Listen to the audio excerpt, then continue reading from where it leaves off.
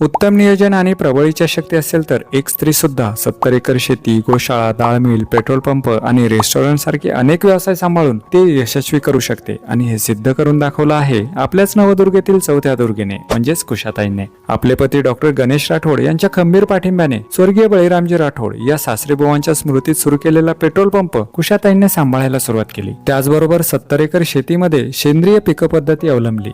शेतातून मिळणाऱ्या चाऱ्यामुळे त्यांनी गोशाळा सुद्धा सुरू केली. आज कुशाताई गोमातेचे लाड हट्टाने पुरवतात. तसेच शेतीमधून मिळणाऱ्या धान्यावर प्रक्रिया करण्यासाठी स्वतःची डाळ मिल सुरू केली. परंतु स्वतःचं एक अस्तित्व असावं ही भावना त्यांना स्वस्त बसू देत नव्हती. म्हणूनच स्वतःमधील सुगरणीला जाग करून स्वयंपाकाची आवड जपत कुशाताईने बळीराज रेस्टॉरंटचं स्वप्न पाहिलं आणि सुरुवात झाली एका चवदार प्रवासाला. रेस्टॉरंट मधील प्रत्येक गोष्ट नाविन्यपूर्ण असावी असा अट्टहास करत कुशाताईने बळीराज रेस्टॉरंट सजवायला सुरुवात केली. मुलांसाठी खेळणी, हिरवीगार झाडं, फुलांचे ताटवे आणि गावाकडची आठवण जपण्यासाठी एक सुंदर झोपडी सुद्धा उभारली. तसेच स्वागत कक्षाला कित्येक अँटिक गोष्टीने सजवून एक नवीन लुक दिला. त्याचबरोबर व्हेज आणि नॉनव्हेज साठी वेगवेगळी दालनं केली. पार्टीसाठी हॉल आणि राहण्यासाठी प्रशस्त रूम बांधल्या. आता खवय्यांच्या स्वागतासाठी बळीराज रेस्टॉरंट सज्ज झालं. स्वयंपाकामध्ये सुगरण असल्यामुळे त्यांचं किचन मध्ये विशेष लक्ष असतं. म्हणूनच येथील स्पेशल व्हेज थाळी बरोबरच येथील मेनू मध्ये अनेक चवदार व्हेज पदार्थांचे पर्याय सुद्धा उपलब्ध केले. तसेच इथली स्पेशालिटी म्हणजे काळ्या मसाल्यामधलं ढवारा मटण आणि स्पेशल गावरान चिकन थाळी. आपल्या जेवणाची ऑर्डर तयार होईपर्यंत खवय्यांनी पुस्तकं वाचावीत म्हणून कुशाताईंनी पुस्तकांचा कोपरा सुरू केला. आणि ज्यांना गावाकडची संस्कृती अनुभवायची आहे त्यांच्यासाठी पारंपरिक झोपडीमध्ये चुलीवरची भाकरी सुद्धा सुरू केली. कुशाताई येथेच थांबल्या नाहीत तर आपल्या रेस्टॉरंटमध्ये महिला वेटर आणि गावातांड्यावरील मुलांना प्रशिक्षित करून त्यांना रोजगार उपलब्ध करून दिला. त्याचबरोबर आपल्याच रेस्टॉरंटमध्ये ग्राहकांसाठी स्वतःच्या हाताने साजूक तुपामध्ये बनवलेला दिवाळी फराळ, आपल्या शेतामधील शेणखतावर पिकवलेले सेंद्रिय धान्य आणि गोशाळेमध्ये तयार होणारे अस्सल साजूक तूप विक्रीसाठी ठेवले. तसेच इथे येणाऱ्या प्रत्येक खवय्यांची त्या आपुलकीने चौकशी करू लागल्या. म्हणूनच येथे खवय्ये पुन्हा पुन्हा येतात. कुशाताई एवढंच सांगतात की आयुष्यात कितीही संकट आली तरीही नव्याने सुरुवात करून पुन्हा उभा राहता येतं. तर कुशाताईंचा हा प्रेरणादायी प्रवास कसा वाटला हे कमेंट करून नक्की सांगा. आणि तुम्हाला सुद्धा बळीराज रेस्टॉरंट मध्ये यायचं असेल किंवा येथील सेंद्रिय धान्य घ्यायचं असेल तर पत्ता आणि फोन नंबर स्क्रीनवर दिला आहे. त्यांना नक्की संपर्क करा. कारण